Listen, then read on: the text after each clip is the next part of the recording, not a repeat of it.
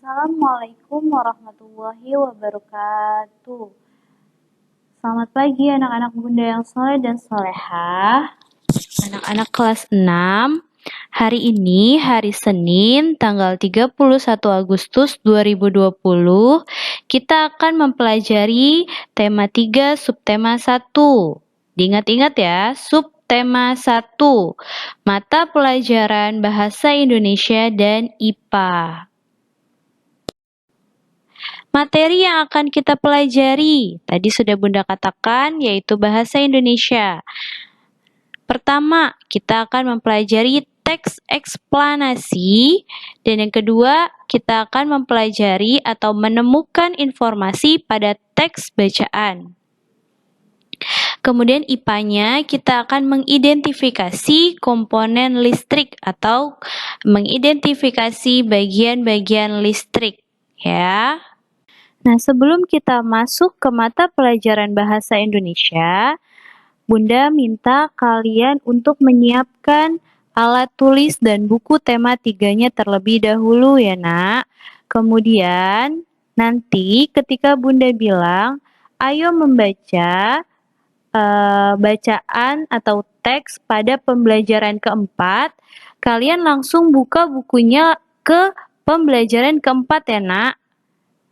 Oke, bisa ya. Nah, untuk melihat pembelajaran 1 atau pembelajaran 2 atau pembelajaran 3 sampai 6, kalian bisa melihat di kiri atas pada buku kalian ya. Kemudian di Bahasa Indonesia, kalian akan mempelajari teks eksplanasi dan menemukan informasi dari teks. Nah, Bunda mau tanya, apa itu teks eksplanasi? Ya, perlu diingat ya, Nak. Teks eksplanasi itu adalah teks yang dibuat untuk menjelaskan proses terjadinya suatu peristiwa atau fenomena secara ilmiah, baik berupa fenomena alam maupun fenomena sosial. Jadi yang di sini yang perlu digarisbawahi teks eksplanasi itu adalah teks penjelasan yang menjelaskan suatu peristiwa atau fenomena secara ilmiah. Ilmiah itu secara tertulis, baik berupa fenomena alam maupun fenomena sosial. Nah, ciri-ciri teks eksplanasi yang pertama, memuat informasi berdasarkan fakta atau disebut faktual. Jadi jelas ada faktanya. Contoh, Thomas Alva Edison pada usia 12 tahun memperoleh penghasilan dengan cara bekerja menjual koran. Nah, seperti itu contohnya. Jadi jelas, fakta. Tuh. Kemudian yang kedua, susunannya terdiri atas. Pertama, pernyataan umum. Maksudnya itu adalah gambaran awal tentang apa yang akan disampaikan yang masih bersifat umum.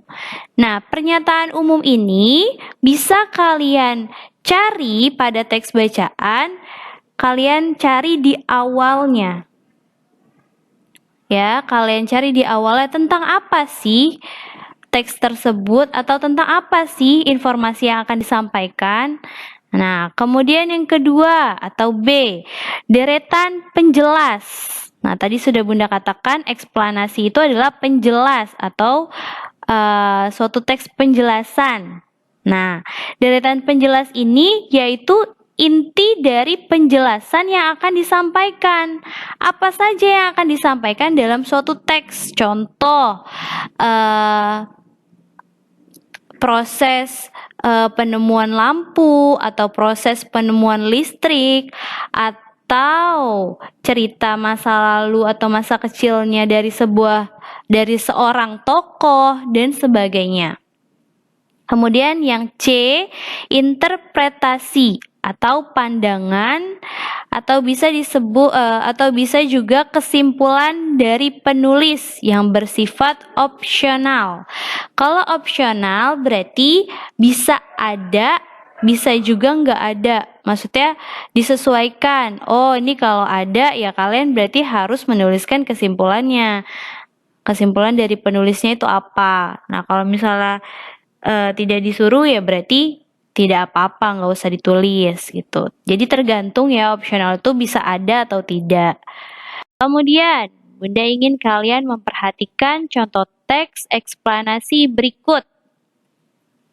NASA menemukan 7 planet batuan seukuran bumi yang mengorbit bintang induknya dari jarak aman.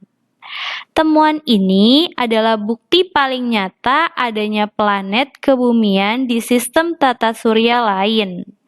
Susunan tata surya di seputar bintang Trappist 1, 7 planet mengorbit sebuah bintang kecil bernama Trappist 1 yang berjarak 40 tahun cahaya dari bumi. Mengingat massa dan jarak orbitnya, ilmuwan meyakini ketujuh planet tersebut layak untuk diamati lebih lanjut. Nah, di sini ada contoh teks eksplanasi. Nah, teks eksplanasi ini menjelaskan apa sih? Tadi kan teks eksplanasi itu kan pertama bagiannya apa atau susunannya apa? Pertama harus ada penjelasan,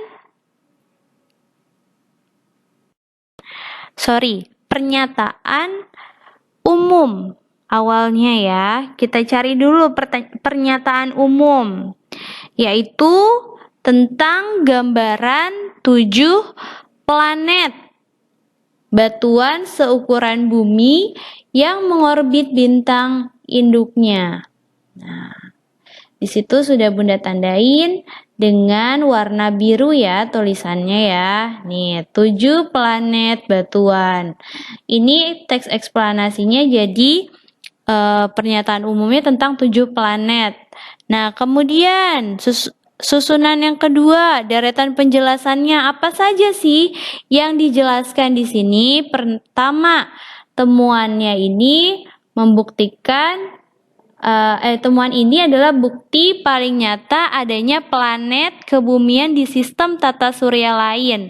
Jadi selain di tata surya ini ada lagi di sistem tata surya lain ada lagi 7 planet nih. Gambarnya ya. Nah, 7 planet ini berbeda dari sistem tata surya kita. Jadi nggak ada nih di sistem tata surya kita penjelasannya. Kemudian kalimat yang selanjutnya, susunan sistem tata surya di seputar bidang Trappist 1, 7 planet mengorbit pada sebuah bintang kecil yang bernama Trappist 1. Nah, bintang tuh apa sih? Bintang itu yang memancarkan cahayanya sendiri seperti matahari ini ya. Ini namanya Trappist 1. Jadi, planet-planet ini dikatakan dalam teks yang ada di sini dia mengorbit atau membuat lintasan yang mengelilingi Trappist 1 ini yang berjarak 40 tahun cahaya dari bumi. Tuh, jaraknya dari bumi itu 40 tahun cahaya ya. Kemudian mengingat massa dan jarak orbitnya, ilmuwan meyakini ketujuh planet tersebut layak untuk diamati lebih lanjut. Nah, bisa yang Bunda kasih warna ungu ini bisa termasuk interpretasi atau pandangan atau simpulan dari penulis ya, atau juga bisa kalian simpulkan dari awal sampai akhir, itu namanya interpretasi ya. Paham sampai ini? Oke, kalau misalnya belum paham, silakan diputar-putar ulang videonya atau bisa tanya ke Bunda langsung ya. Bola lampu pijar di pembelajaran keempat. Silahkan buka bukunya ke pembelajaran keempat ya, Nak. Nah, kemudian wajib garis bawahi yang penting. Kemudian kalau Bunda minta juga ya, saat kalian menyetel atau menonton video ini, kalian wajib mencatat yang penting. Selain digarisbawahi, kalian juga wajib mencatat yang penting dari video ini ya. Oke, lanjut. Thomas Alva Edison, kita baca ya. Penemu bola lampu pijar. Bagaimana perasaanmu saat aliran listrik di rumahmu padam? Susah bukan? Itu pun hanya terjadi dalam hitungan jam atau hari. Bagaimana kalau sampai hari ini tidak ditemukan penerangan? Tentu saja, kita tidak dapat melakukan aktivitas dengan baik dan dunia tidak akan semaju ini. Penemuan bola lampu pijar oleh Thomas Alva Edison yang mendorong berkembangnya jaringan listrik ke rumah penduduk. Mulai hari itu, bola lampu pijar menjadi bagian dari hidup manusia. Pada masa kecil, Edison hanya bersekolah di sekolah resmi selama 3 bulan. Selanjutnya, semua pendidikannya diperoleh dari ibunya yang mengajar di rumah. Ibu Edison mengajarkan cara membaca, menulis, dan matematika. Dia juga sering memberi dan membacakan buku-buku bagi Edison, antara lain buku-buku yang berasal dari penulis seperti Edward Gibbon, William Shakespeare, dan Charles Dickens. Pada usia 12 tahun, Edison memperoleh penghasilan dengan cara bekerja menjual koran, surat kabar, buah apel, dan gula-gula di sebuah jalur kereta api. Pada saat itu pula, Edison hampir mengalami kehilangan seluruh pendengaran dan menjadi setengah tuli karena penyakit yang dideritanya. Pada usia 15 tahun, sambil tetap berjualan, Edison membeli sebuah mesin cetak kecil bekas yang selanjutnya dipasang pada sebuah bagasi mobil. Kemudian dia mencetak korannya sendiri, Weekly Herald, yang dicetak, diedit, dan dijualnya ke tempat dia berjualan. Pada musim panas 1862, Edison menyelamatkan seorang anak berusia 3 tahun yang hampir tertabrak mobil. Ayah dari anak yang diselamatkannya tersebut adalah seorang kepala stasiun kereta api di tempatnya berjualan. Sebagai rasa terima kasih, kepala stasiun tersebut mengajari Edison cara menggunakan telegraf. Setelah 5 bulan mempelajari telegraf, Edison bekerja sebagai ahli telegraf selama 4 tahun. Semua gaji yang didapatnya dihabiskan untuk membangun berbagai macam laboratorium dan peralatan listrik. Pada tahun 1879, Thomas Alva Edison berhasil menciptakan sebuah penemuan penting dalam sejarah umat manusia, yaitu penemuan lampu pijar, sehingga namanya dikenang sepanjang sejarah. Pada saat menemukan lampu pijar ini, Thomas Alva Edison telah mengalami kegagalan sebanyak 9.998 kali. Baru pada percobaan yang ke-9.999, dia berhasil dan sukses menciptakan lampu pijar yang benar-benar menyala dengan terangnya. Edison memiliki rasa ingin tahu dan semangat meneliti yang besar. Edison adalah seorang pekerja keras. Mulai bekerja pada usia yang masih sangat muda dan terus bekerja hingga akhir hayatnya. Edison sangat senang mempelajari sesuatu dan membaca buku. Ia menerapkan semua yang dipelajarinya dengan cara bereksperimen di laboratorium kecilnya. Dengan kerja keras dan sikap pantang menyerahnya, Thomas Alva Edison mampu menciptakan penemuan besar yang mengubah dunia.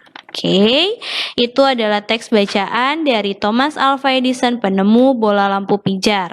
Sekarang silakan buka halaman selanjutnya. Di situ ada tulisan "Ayo lakukan". Nah, kan tadi kita sudah membahas teks eksplanasi. Sekarang kita mencoba untuk menjawab bagian-bagian dari teks eksplanasi di halaman "Ayo lakukan" ya. Oke, yang pertama paragraf 1. Jadi hanya fokus di paragraf 1 ya. hal apa yang dibahas pada teks di atas? Oh ya, Bunda mau ngasih tahu juga. Jadi kalau kalian mau membuat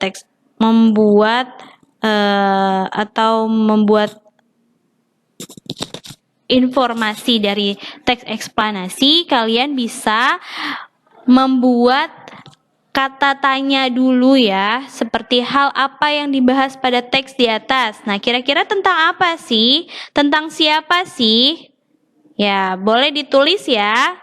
Itu tentang Thomas Alva Edison. Jadi kalau kalian lupa atau kurang paham, jadi pernyataan umum itu adalah apa yang dibahas dalam suatu teks yang masih bersifat umum. Siapa sih yang dibahas? Yaitu si Thomas Alva Edison. Kemudian deretan penjelas. Apa yang dilakukan ibunya agar Thomas Alva Edison tetap memperoleh pendidikan? Nah, deretan penjelas ini yang menjelaskan ada apa aja sih di teks eksplanasi tersebut? Ada apa aja sih? Nah, ditanyalah di paragraf kedua. Apa yang dilakukan ibunya agar Thomas Alva Edison tetap memperoleh pendidikan? Ibunya mengajarkan di rumah. Jadi entah mengajarkan cara membaca, menulis, dan matematika. Seperti itu ya, silakan ditulis. Paragraf ketiga, masih tentang bagian deretan penjelas. Apa yang dilakukan Edison untuk mendapatkan uang guna membiayai praktik laboratoriumnya? Edison ngapain sih tadi di paragraf ketiga? Yaitu dia mulai menjual koran, surat kabar, buah apel, dan gula-gula di sebuah jalur kereta api. Kemudian lanjut lagi paragraf keempat, deretan penjelas. Jadi deretan penjelas ini diambil dari setiap paragraf ya, yang pentingnya apa, sama kayak kalian mencari ide pokok ya. Nah, mengapa Edison bisa menjadi ahli telegraf? Di paragraf keempat.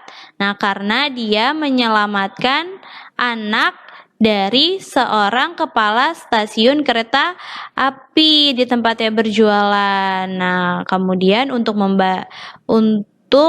atau sebagai rasa terima kasihnya, kepala stasiun tersebut mengajari Edison cara menggunakan telegraf. Kemudian paragraf ke-5, deretan penjelas. Bagaimana proses Edison menemukan lampu pijar?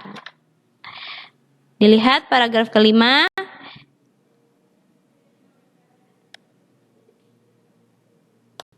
Dia menemukan lampu pijar dan mengalami kegagalan sebanyak 9.998 kali. Nah, pada percobaan ke 9.999 dia baru berhasil dan sukses menciptakan lampu pijar yang benar-benar menyala. Dan paragraf ke-6 yaitu interpretasi, kesimpulan, dan pesan penulis. Apa pesan dari teks tersebut ya? Nah, itu bisa dilihat di akhir, kesimpulan tuh di akhir. Kalian lihat di paragraf ke-6, apa sih? Yaitu, walaupun usianya masih sangat muda, dia tetap bekerja dan berusaha, tak pantang menyerah, walaupun sudah mengalami kegagalan yang banyak, tapi dia tetap berusaha, bereksperimen terus-menerus, kemudian kerja keras, sampai suatu penemuan yang besar yang mampu mengubah dunia, yaitu menemukan bola lampu pijar yang saat ini kita pakai, ya. Oke, tadi kita sudah menemukan pernyataan, deretan, penjelas, dan interpretasi atau kesimpulannya ya. Oke, yang tadi Bunda sebutkan wajib ditulis. Jadi Bunda nggak mau kalian hanya menonton saja, tidak ada hasilnya gitu. Bunda pengen kalian sambil belajar, oke? Kemudian menemukan informasi dari teks. Nah, kita baca teks lagi ya. Mari baca dan diskusikan teks bacaan Michael Faraday di pembelajaran ke-1. Buka pembelajaran ke-1 ya. Nah, mundur lagi. Tadi pembelajaran ke-4, sekarang pembelajaran 1, mundur lagi. Nah, kemarin kan kalian sudah membaca ya, mungkin sudah diterangkan di video sebelumnya. Sekarang kita tinggal jawab aja ya yang paragraf pertama, dimulai dari paragraf pertama. Mengapa Michael Faraday dijuluki sebagai bapak listrik? Nah, untuk menemukan jawabannya, kalian baca dulu di paragraf pertama ya. Ya, jawabannya adalah karena dia yang menemukan cikal bakal teori mengenai listrik. Makanya dia disebut sebagai bapak listrik. Nah, paragraf kedua. Kalau kalian mau mengetahui jawaban paragraf kedua, jangan bosan-bosan untuk membaca teks. Karena kalian sedang belajar bahasa Indonesia. Jadi jangan males membaca. Kemudian, sebutkan penemuan pertama Michael Faraday pada tahun 1821. Nah, di paragraf kedua, penemuannya itu adalah dia membangun sebuah rangkaian yang kentara di mana kawat akan secara berkelanjutan memutar berapit dengan magnet selama aliran listrik masih mengalir di kawat. Kemudian paragraf ketiga, mengapa penemuan motor listrik oleh Faraday diakui menjadi gerbang menuju era modern pelistrikan? Dibaca dulu paragraf ketiga, baru kalian akan menemukan jawabannya. Jawabannya adalah karena merupakan cikal bakal atas seluruh motor listrik yang kita pakai pada zaman sekarang. Kemudian, paragraf keempat, apa yang dimaksud dengan hukum Faraday? Jawabannya adalah karena pengaruh elektromagnetik, di mana apabila magnet dilewati potongan kawat, maka aliran listrik masuk ke kawat yang kemudian magnetnya berjalan. Nah, itu adalah kondisi pengaruh elektromagnetik. Nah, yang B, mengapa hukum Faraday diakui sebagai temuan bersejarah yang dapat mengubah dunia? Yang pertama, jawabannya itu adalah hukum Faraday mempunyai, masih paragraf keempat ya, dibaca, itu ada di situ. Yang pertama atau 1, hukum Faraday mempunyai makna besar dalam perpautannya dengan pemahaman teoritis tentang elektromagnetik. Kemudian yang kedua, elektromagnetik bisa dipakai sebagai penggerak yang secara berkelanjutan atas aliran arus listrik sebagaimana yang dipraktikkan Faraday ketika membuat dinamo listrik untuk pertama kalinya. Oke, itulah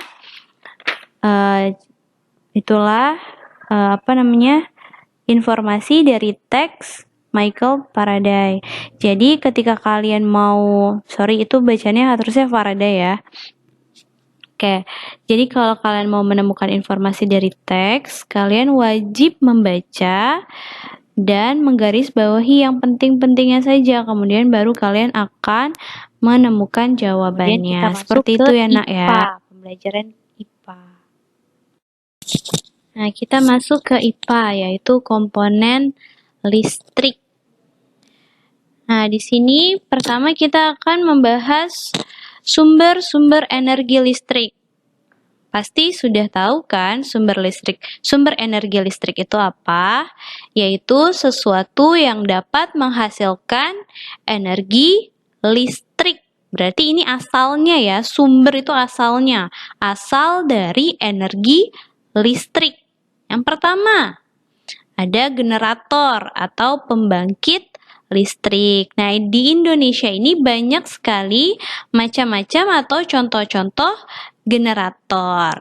Contohnya yang pertama yaitu ada pembangkit listrik tenaga air, betul. Kemudian yang kedua ada pembangkit listrik tenaga matahari. Nah, kalau misalnya air ini kita ada di Jatiluhur. Jadi sumbernya dari air, ya. Jadi energi listriknya bersumber dari air. Kalau misalnya ini pembangkit listrik tenaga matahari berasal dari matahari, sumbernya berasal dari matahari, kemudian ditampung di panel surya. Kemudian ada PLTD atau pembangkit listrik tenaga diesel. Yang kita tahu diesel itu adalah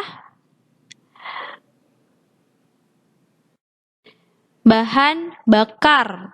Nah, nanti bahan bakar atau dieselnya itu ditampung dulu nih di tangki. Kemudian langsung disaring, kemudian ditempatkan di tempat penyimpanan sementara dulu, kemudian diolah lagi, kemudian disaring lagi sampai akhirnya nih, yang ini namanya generatornya atau pembangkit listriknya. Sudah ada di tahapan generator, kemudian bisa diubah menjadi listrik yang dapat dialirkan ke rumah-rumah warga atau bangunan-bangunan lain seperti sekolah, rumah sakit, kantor, dan sebagainya. Kemudian ada pembangkit listrik tenaga nuklir. Dan ada pembangkit listrik tenaga uap atau PLTU. Sebenarnya PLTN ini atau pembangkit listrik tenaga nuklir ini adalah pembangkit listrik model sekarangnya dari PLTU. Dia sama-sama dari uap.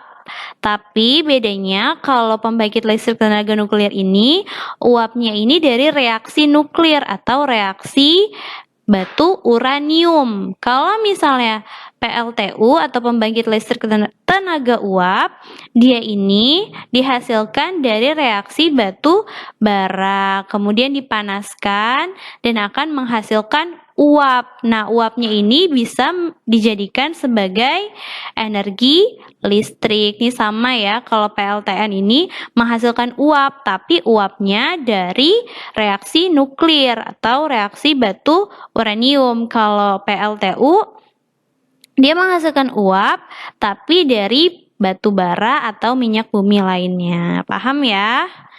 Kemudian nih macam-macam generator tadi dari awal sudah kita bahas, PLTA, PLTM atau pembangkit listrik tenaga matahari, kemudian PLTD, pembangkit listrik tenaga diesel. Diesel itu adalah bahan bakar solar. Kemudian ada PLTN atau pembangkit listrik tenaga nuklir, dan yang terakhir pembangkit listrik tenaga uap. Ada lagi nih sumber-sumber energi listrik tenaga yang angin biasa dan sebagainya. kita lihat di rumah, yaitu baterai, batu baterai.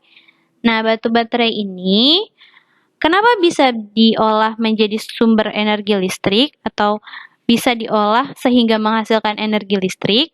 Karena baterai ini berisi zat-zat kimia yang menyimpan energi kimia yang dapat berubah menjadi energi listrik. Makanya kalau misalnya ada pertanyaan, perubahan energi pada baterai, itu berarti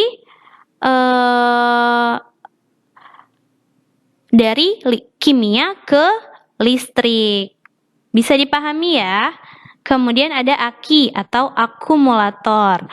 Nah, sama seperti baterai, aki ini perubahan energinya itu adalah kimia menjadi listrik karena menyimpan atau berisi zat-zat kimia. Kemudian di sampingnya, jadi dari awalnya dari pembangkit listrik, kemudian ke switcher atau gardu induk, kemudian ditransmisi di saluran transmisi, kemudian disalurkan lagi ke gardu distribusi, kemudian barulah ke perumahan ya. Kemudian listrik itu ada rangkaiannya. Nih, ada rangkaian terbuka dan ada rangkaian tertutup. Rangkaian terbuka itu tidak akan membuat listriknya menyala karena rangkaiannya terbuka nih, ada celah di sini. Nah, kalau yang tertutup, ini listriknya akan menyala, membuat listrik menyala. Kenapa sih Bun? Kenapa yang terbuka tidak menyala dan rangkaian tertutup itu menyala? Karena suatu listrik bisa menyala apabila dihubungkan pada kutub positif dan kutub negatif. Kalau misalnya, nah kutub positif dan negatif itu adanya pada baterai ya nak ya, positif yang plus, negatif yang min. Nah kalau misalnya terbuka seperti ini kan berarti tidak terhubung nih sama kutub negatif dan kutub positifnya sehingga tidak dapat menghasilkan listrik. Nah, ketika tertutup itu kan kutub positif dan kutub negatifnya itu tersambung atau terhubung, makanya akan menghasilkan listrik yang membuat listrik menyala. Seperti itu. Jadi kalau di rumah kalian lampunya mati, berarti rangkaiannya sedang terbuka. Nah, kalau yang tertutup berarti akan membuat lampunya menyala, seperti itu. Nah, rangkaian listrik itu terbagi menjadi dua ya. Ada rangkaian listrik seri dan rangkaian listrik paralel. Bisa dilihat di sini, kalau seri bersusun, kalau paralel bercabang. Dijadikan tingkatan seperti ini lampunya. Di sini ada gambarnya rangkaian seri pada lampu dan rangkaian seri pada baterai. Tinggal dilihat ya Nak ya, kalau rangkaian seri, lampu atau baterainya disusun berurutan atau sebaris dalam satu rangkaian. Jadi sebaris nih. Nih, sebaris ya. Nah, kalau misalnya rangkaian paralel, lampu atau baterai disusun secara berjajar atau beberapa cabang. Jadi ada cabang pertama, cabang kedua, cabang ketiga. Kan kalau ini kan sebaris, kalau ini bercabang-cabang nih, ada cabang 1, 2, dan 3. Sama seperti baterainya, 1, 2, dan 3. Bisa dipahami ya? Dari gambar sepertinya sudah bisa ditangkap. Kalau seri itu sebaris, kalau misal paralel itu bercabang. Seperti itu peletakannya lampu atau baterai. Kemudian perhatikan gambar. Nah, coba sebutkan gambar yang di sebelah kiri. Itu rangkaian seri atau rangkaian paralel ya? Oke. Yang kiri ini adalah rangkaian seri. Kenapa? Karena lampunya bersusun sebaris. Nah, kalau gambar yang kanan sudah pasti rangkaian paralel karena dia bercabang. Jadi lampunya itu berada di dalam cabang-cabang kabel. Kalau di seri ini kan kabelnya satu aja nih memanjang. Kalau misalnya di paralel kabelnya ini bercabang. Nah, sekian penjelasan dari Bunda. Ya. Kurang lebih mohon maaf. Apabila ada yang ingin ditanyakan, silahkan langsung hubungi ke Bunda atau chat ke Bunda. Dan Bunda minta setelah kalian menonton videonya, kalian wajib mengumpulkan catatan yang sudah kalian catat selama proses menonton video. Setelah kalian menonton video, Bunda mau memberikan penugasan, yaitu kalian kerjakan subtema 1 soal latihan akhir. Subtema 1 kalian kerjakan ya. Untuk yang ada matematika dan PJOK-nya tidak usah dikerjakan. Paham sampai sini ya? Oke. Bunda akhiri. Wassalamualaikum warahmatullahi wabarakatuh.